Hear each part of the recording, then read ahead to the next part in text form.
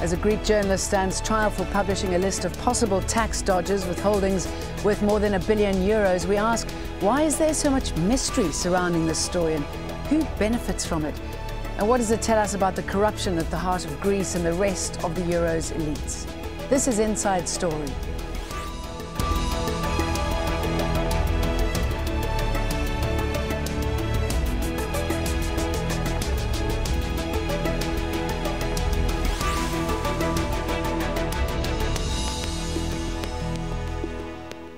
Hello, welcome to the programme. I'm Jane Dutton. On Thursday, a Greek journalist went on trial in Athens for violating the country's data privacy laws. Kostas Vaxevanis published a list of more than 2,000 wealthy Greeks with deposits totalling more than €1 billion in Swiss banks. The so-called Lagarde list was passed to Greece in 2010 by French authorities, but the Greek government has since taken no action.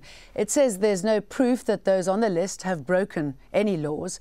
Vaxevanis' trial comes 2 days after Prime Minister Antonis Samaras urged politicians to unite behind new austerity measures to secure the next $40 billion tranche of bailout money for the country or risk an exit from the euro. From Athens, Barnaby Phillips reports. He says he's not a hero, just a journalist doing his job. Kostas Vaxevanis published the names of politicians, ship owners, media personalities, all with Swiss bank accounts. He came to court to discover if he'd be punished for violating their privacy. The interest around this case is now very embarrassing for the Greek authorities. Many people in this country and abroad are asking why there's such urgency in prosecuting Mr. Vaxevanis and why there has been such little success in actually pursuing tax evaders in Greece. To the public, which crowded into the courtroom, it looks like the rich and powerful are protecting themselves. Mr. Vaxevanis accepts that there's no evidence that any of the individuals he named as having Swiss bank accounts have actually broken the law, but he does ask why the authorities have not bothered to investigate them. Elsewhere, a demonstration at the national broadcaster.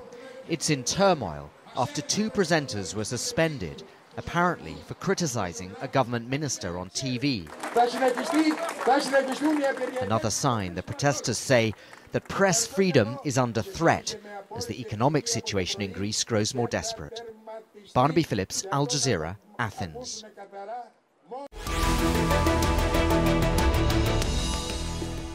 Now, in an interview with the man behind the story, that's Kostas Vaxevanis, he claims he has evidence that more politicians are involved in the scandal. He says instead of arresting the tax evaders and the ministers who had the list in their hands, they're trying to arrest the truth and freedom of the press. We have information to use in future issues. There are names on the list that lead to offshore companies and connect with other personalities, people that are related to MPs and ministers. So what's the state of corruption at the heart of Greece's elites and ultimately in the rest of Europe?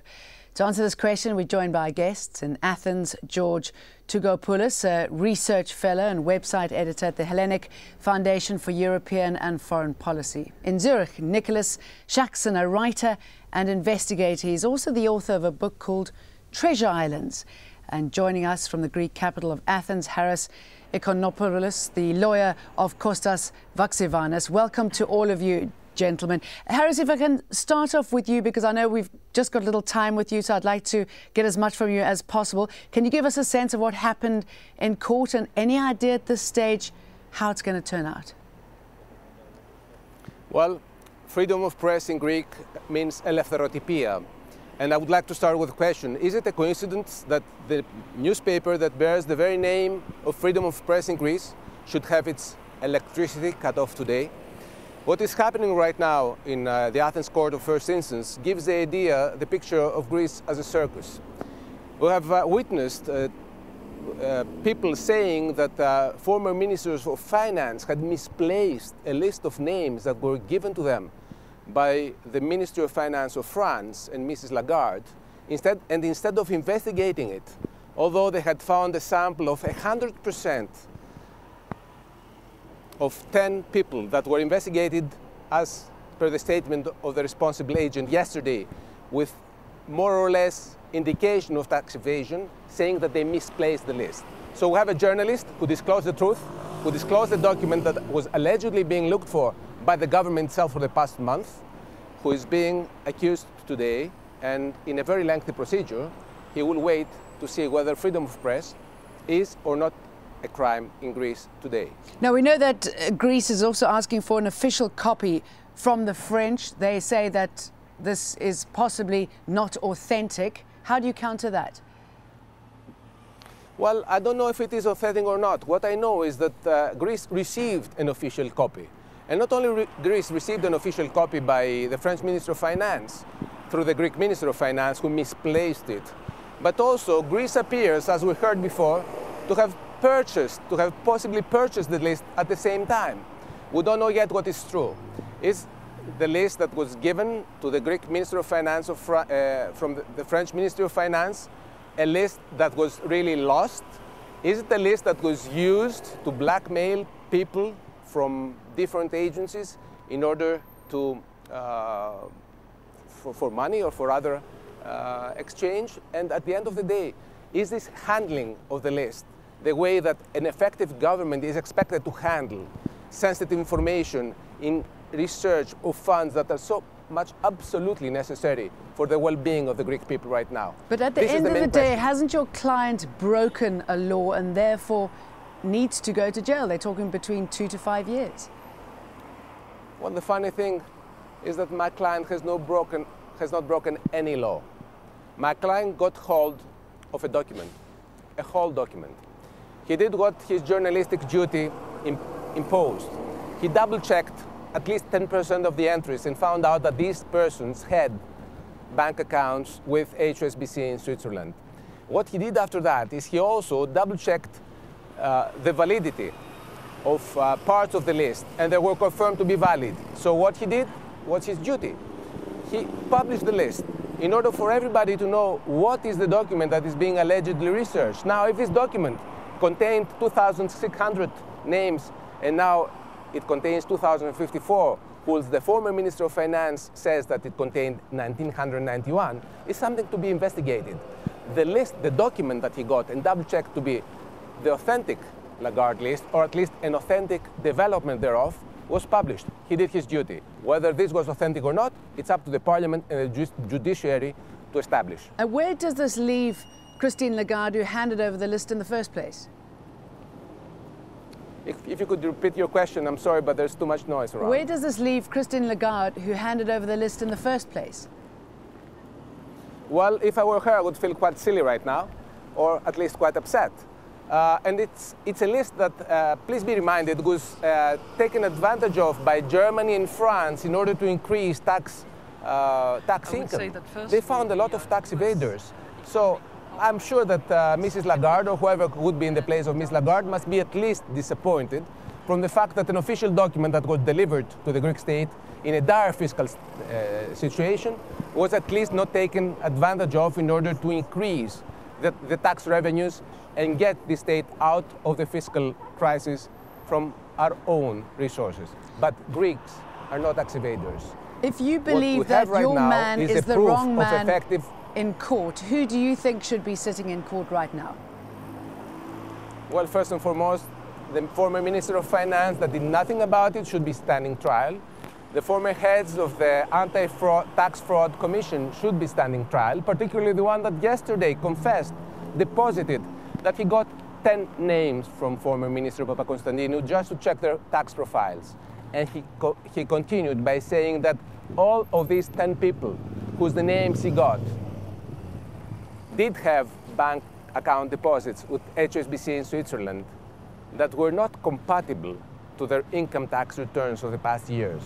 Please, it's not my position to say who should be standing trial, but for sure, it shouldn't be the journalists, but the ineffective system of governance that creates an issue of confidence.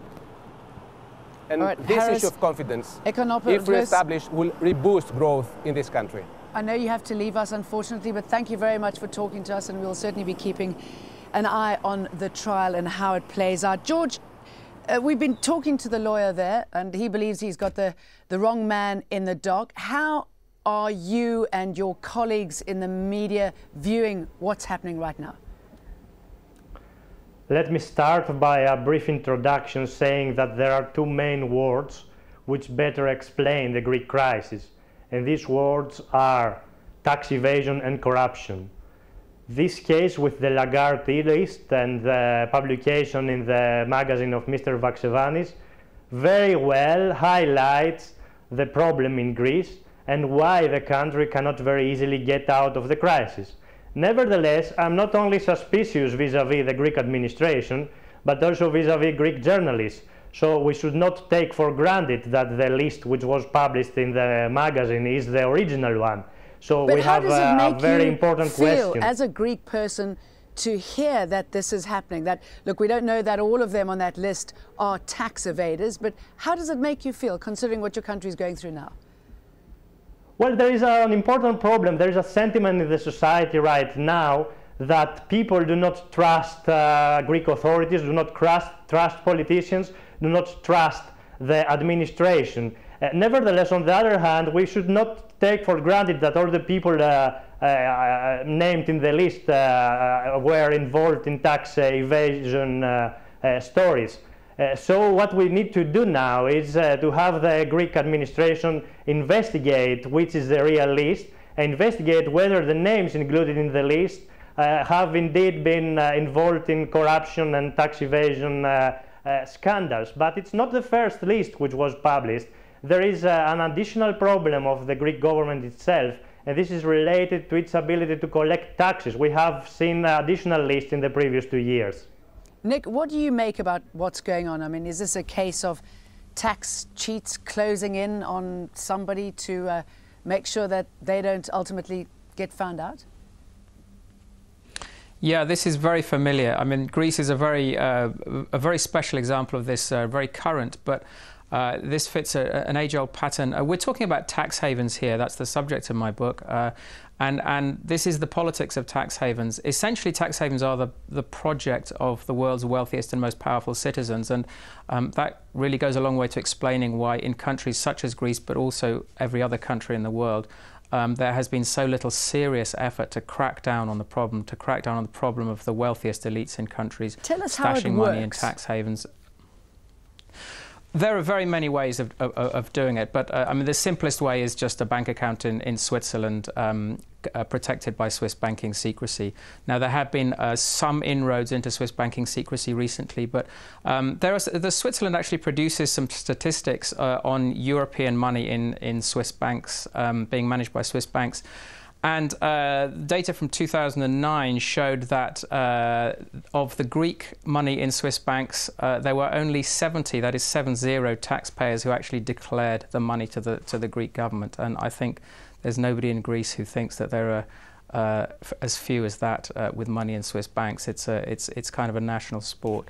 So it is. This is it's a massive problem worldwide, tax evasion using tax havens, and this is really just the tip of the iceberg. I mean, staggering numbers, aren't they? I mean, George, and the problem in Greece is that the chief offenders seem to be the professionals, the doctors, and it's not just tax evaders, but it's corruption from top to bottom. It's paying off doctors to make sure that you're seen first in hospital. I mean, the list is endless. Exactly, and we do not only have to focus on deposits in Switzerland and other countries. The problem of tax evasion starts in Greece itself, and this is where we should start looking at. Of course, in the last 2 years, we have seen additional controls. We have seen an attempt of the Greek administration to find out whether there are doctors and architects and lawyers who have indeed didn't declare their real income, but the result so far has not been satisfactory for the country. The general problem is that half of the working population in Greece is self-employed, and it is very difficult for the administration, for the authorities of the country, to find out whether these self-employed people declare their real amount of profits or not. And this is where now the Greek government, in cooperation with the Troika, should focus on. Well, international lenders have long insisted that Greece investigate those suspected of tax evasion before the country can be eligible for further bailout. The latest austerity package was a precondition for a $170 billion bailout.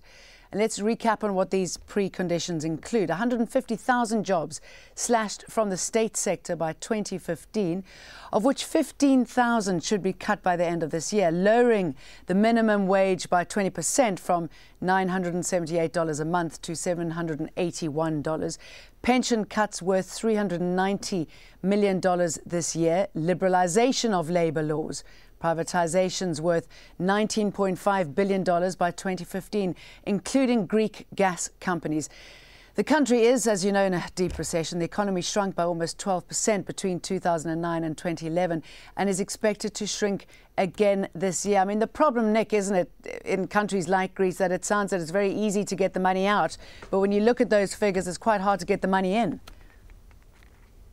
Yeah, I mean, if you look at those figures, I mean, you know, the brunt of pain is being felt by ordinary Greeks, and of course, what was being said about you know, ordinary Greek people cutting corners, not paying their taxes, dentists and so on. That's of course significant, but really we should not let that distract from the massive international laxity that's going on here. This is a gigantic failure by the international community, because this money is going, I mean, Switzerland's in the news all the time, but there's a bigger tax haven that is really responsible for so many of the world's tax havens, and that's my country, Britain, the United Kingdom, the City of London.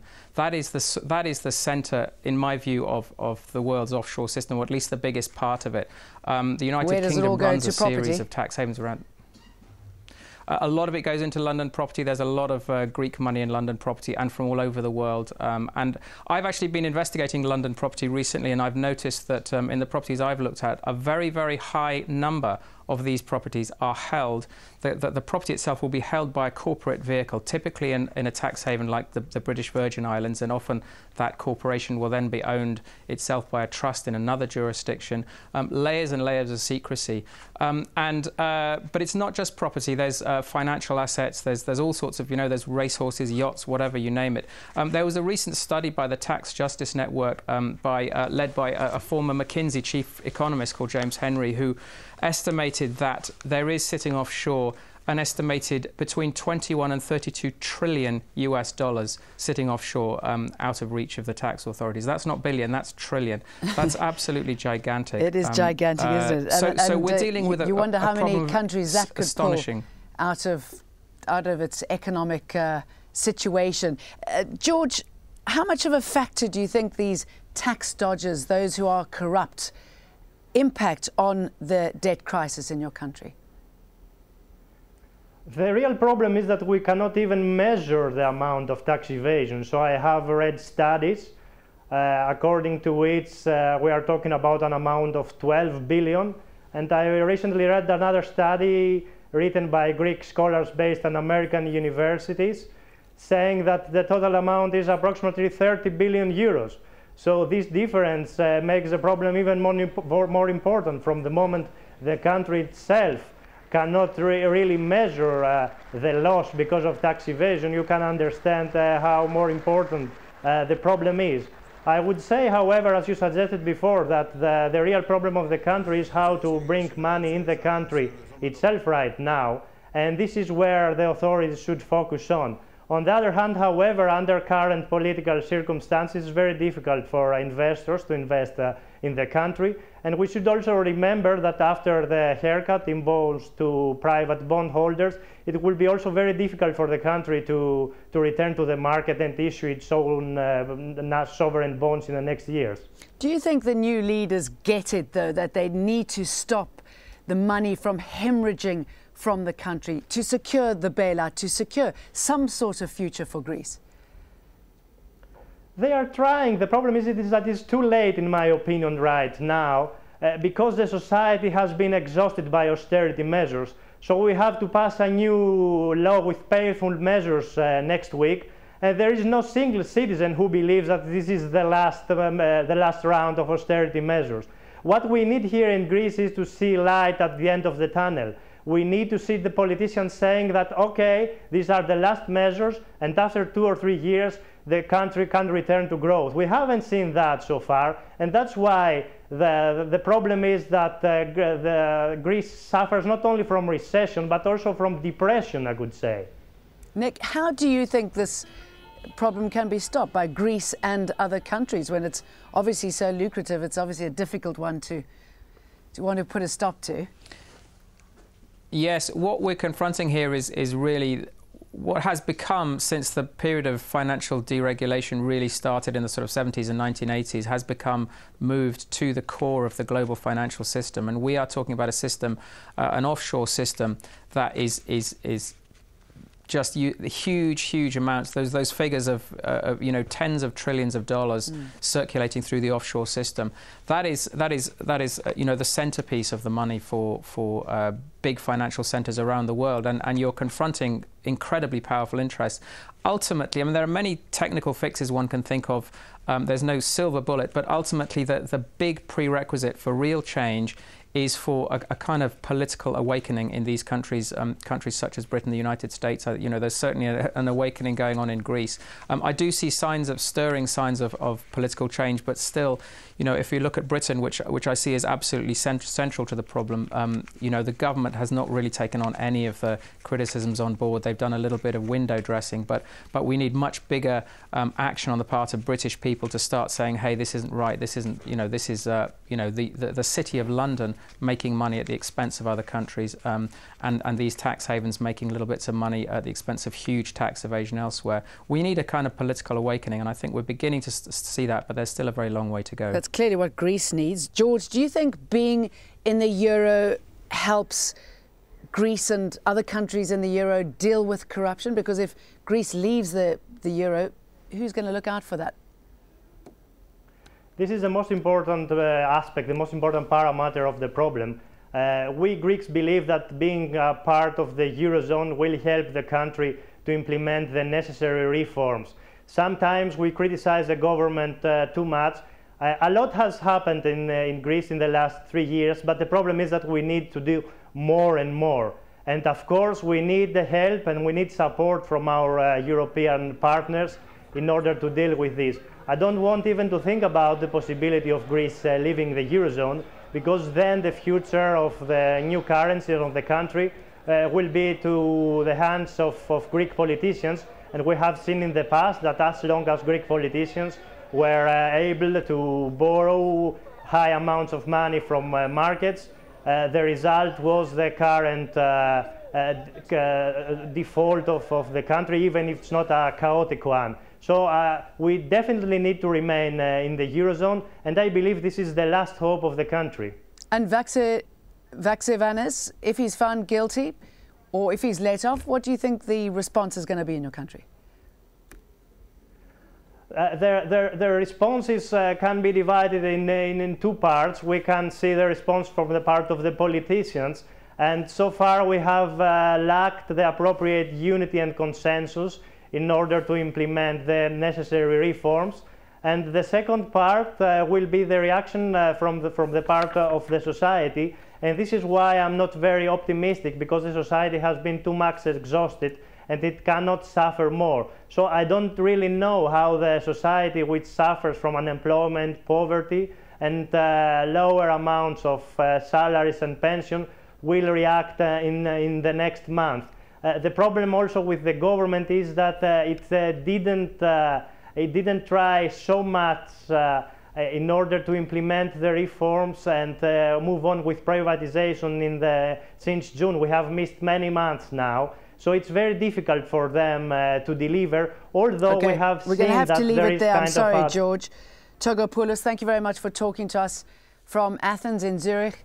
Nicholas Shaxson, and of course, thank you for joining us on this edition of Inside Story. If you want to send us your feedback, email your thoughts to insidestory@aljazeera.net. For me and the team, thanks very much for watching. Bye-bye.